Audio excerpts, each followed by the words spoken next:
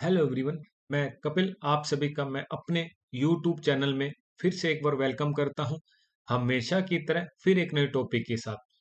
जो आज हम टॉपिक डिस्कस करेंगे वो एक मोस्ट इम्पोर्टेंट टॉपिक है सीपीसी में, जो कि आपके स्क्रीन पे हो रहा है सेक्शन 11 ऑफ सीपीसी, जिसे हम रेस जुडिकेटा भी कहते हैं। सेक्शन 11 का जो मेन पर्पज है वो ये है कि अगर कोई सिविल सूट ऑलरेडी डिसाइड हो चुका है या कोई इशू ऑलरेडी डिसाइड हो चुका है, उस डिसाइड होने के बाद अगर वही सेम पार्टी जो पहले सूट में थी, जिसका डिसीजन आ चुका है, अगर दोबारा वही सूट फाइल करते हैं सेम सब्जेक्ट मैटर पर सेम पार्टी के द्वारा, तो वो फाइल नहीं हो सकता।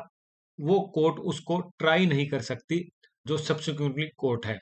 क्योंकि वो सेक्शन 11 के कारण बार्ड है। सिंपल वे में अगर हम ये कहें कि जब कोई मैटर डिसाइड हो जाता है, चाहे उसमें कोई भी डिसीजन आता है, चाहे वो सूट डिक्री होता है, चाहे डिसमिस होता है, उस डिसमिस डिक्री होने के बाद अगर वो सूट दोबारा फाइल होता है और उस सूट में जो पार्टीज हैं वो सेम है, सब्जेक्ट मैटर भी सेम है, तो वो सूट ट्राई नहीं हो सकता अकॉर्डिंग टू सेक्शन 11। अब हम अगर सेक्शन 11 की बेयर लैंग्वेज देखें, अगर उसको हम ब्रेक करके देखें, तो बहुत ही इजी वे में हम उसको समझ सकते हैं। जैसे हम देखते हैं कि सेक्शन 11 कहता है no court shall try any suit और इशू, कि कब कोर्ट किस सूट या इशू को ट्राई नहीं कर सकती, किसमें, जब in which the matter directly and substantially in issue has been directly and substantially in issue in a former suit, कि जो मैटर सब्सिक्वेंटली सूट में लिया गया है, चाहे वो डायरेक्टली है या सब्सटेंशियल इशू है, और वो मैटर सेम है जो कि फॉर्मर सूट में था, और किन के बीच में, बिटवीन द सेम पार्टी, कि जो फॉर्मर सूट में जो पार्टी थी उन्हीं पार्टी बीच में या उनके रिप्रेजेंटेटिव के बीच में, और जो litigation under the same title, और टाइटल भी सेम है, in court competent to try subsequently suit, कि जो सब्सिक्वेंटली सूट फाइल किया गया है वो कंपिटेंट भी है, और the suit in which issue has been subsequently raise and has been heard and finally decide by such court, कि जो सब्सिक्वेंटली सूट फाइल किया गया है, सब्सिक्वेंटली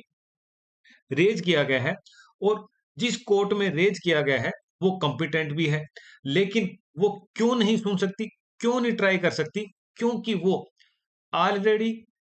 उसको सुना जा चुका है, उसमें फाइनली डिसीजन आ चुका है, इसलिए सेक्शन 11 सब्सिक्वेंटली सूट के लिए बार्ड करता है, क्योंकि वो ट्राई नहीं किया जा सकता, चाहे सूट हो चाहे इशू हो।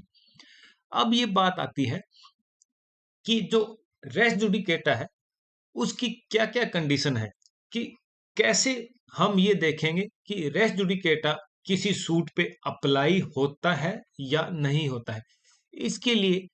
5 कंडीशन आपके स्क्रीन पे हम देख रहे होंगे। जो फर्स्ट कंडीशन है वो ये बात कहता है कि 2 ला सूट होने चाहिए, एक फॉर्मर और एक सब्सिक्वेंटली। उसके बाद में जो फॉर्मर सूट है, हम फॉर्मर सूट वो होगा कि जो ऑलरेडी पहले से ही डिसाइड हो चुका है, और ये मैटर नहीं करता कि जो सूट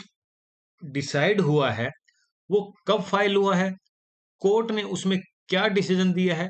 और डिसीजन था वो किस मैटर पे दिया है, वो कोई मैटर नहीं करता। सेकंड ये बात करता है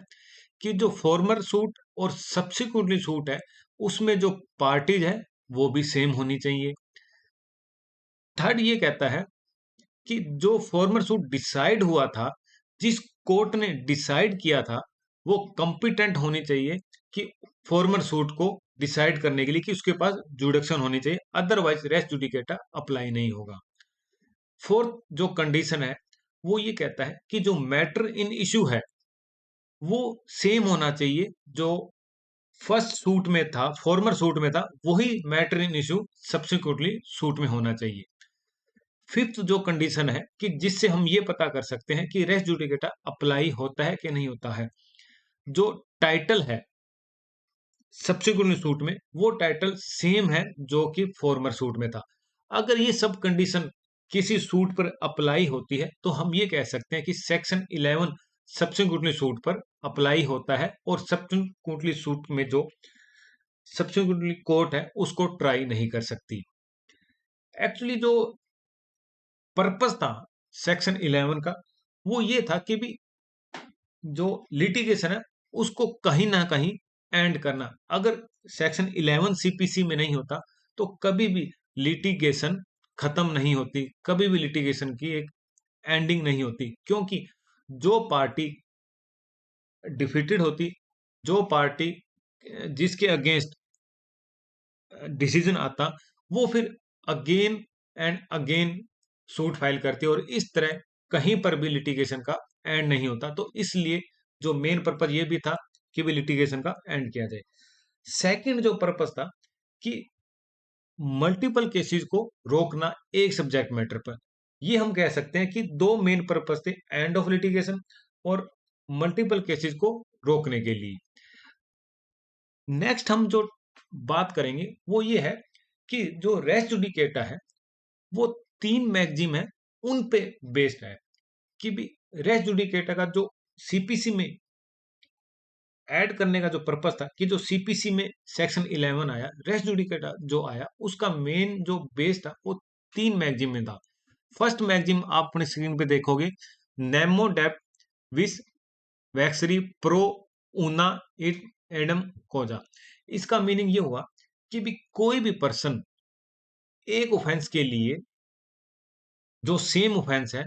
उसके लिए दो बारी पुनिशमेंट उसको नहीं दी जा सकती, जो कि हमारा कॉन्स्टिट्यूशन आर्टिकल 20 क्लोज 2 भी कहता है कि एक सेम ऑफेंस के लिए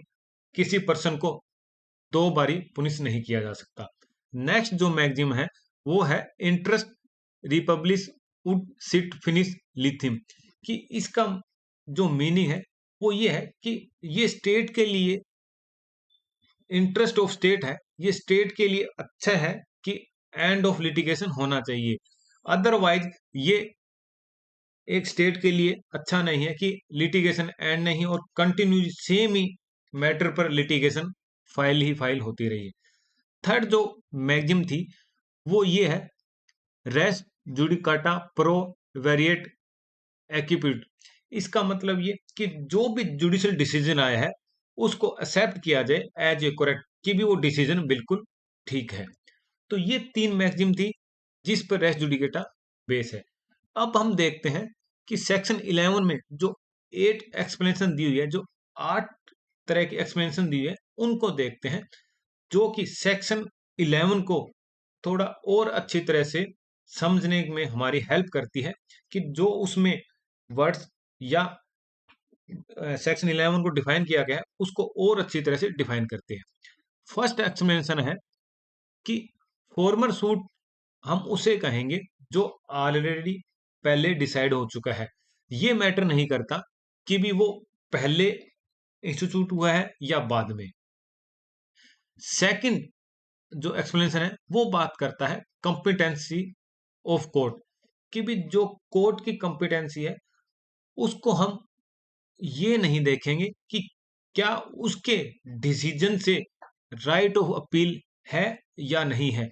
कॉम्पिटेंसी ऑफ कोर्ट सिर्फ हम यहां तक ही देखेंगे कि क्या उस कोर्ट के पास जुडिक्शन है, जो मैटर उसके पास आया है क्या उसको वो सुन सकती है, क्या उसके पास जुडिक्शन है कि उसमें वो डिसीजन दे सकती है। थर्ड एक्सप्लेनेशन है कि जो मैटर है फॉर्मर सूट में वो ऐसा होना चाहिए कि हम मैटर किसे कहेंगे कि जो एक पार्टी के द्वारा एलेज किया गया कि एक पार्टी के द्वारा लाया गया है और दूसरी पार्टी के द्वारा जो अपोजिट पार्टी है, डिफेंडेंट पार्टी है, वो उसको डिनाई कर रही है या एडमिट कर रही है, चाहे वो एक्सप्रेसी हो या इंप्लाइड हो। फोर्थ एक्सप्लेनेशन है जो कि एक मोस्ट इंपॉर्टेंट एक्सप्लेनेशन है, जिसे हम कंस्ट्रक्टिव रेस्ट जुडिकेटा भी कहते हैं। कंस्ट्रक्टिव रेस्ट जुडिकेटा मीन्स कि आप कोई इशू, पर्टिकुलर इशू को आप फॉर्मर सूट में ले सकते थे, उस पे आप as a defence, as a attack in former suit में आप ले सकते थे। आपके पास अपॉर्चुनिटी थी, लेकिन आपने उस पर्टिकुलर मैटर इन इशू को फॉर्मर सूट में नहीं लिया। तो आप उसी मैटर पर जो आपने लीव कर दिया, जिसके लिए आपके पास ग्राउंड था, आप सब्सिक्वेंटली सूट उस मैटर इन इशू पर सूट फाइल नहीं कर सकते। इस पर एक लैंडमार्क जजमेंट थी, स्टेट ऑफ यूपी वर्सेस नवाब हुसैन 1977। इस लैंडमार्क जजमेंट में ऑनरेबल सुप्रीम कोर्ट ने भी यही कहा कि जब पार्टीज के पास ग्राउंड है, वो उनके पास अपॉर्चुनिटी है कि भी आल जो मैटर इन इशू है उनको फॉर्मर सूट में वो ले सकते थे, लेकिन उन्होंने उस फॉर्मर सूट में उस अपॉर्चुनिटी को गेन ना करके जो मैटर इन इशू छोड़ दिया था, उसके बेस पर सब्सिक्वेंटली सूट फाइल नहीं कर सकते, क्योंकि वो बार्ड है बाय द सेक्शन 11 कि भी वो सेक्शन 11 उस पर अप्लाई होता है। फिफ्थ जो एक्सप्लेनेशन है वो ये बात करते हैं कि अगर कोई प्लेंट में आपने रिलीफ क्लेम किया है और उस पर कोर्ट साइलेंट है, उस पर कोई भी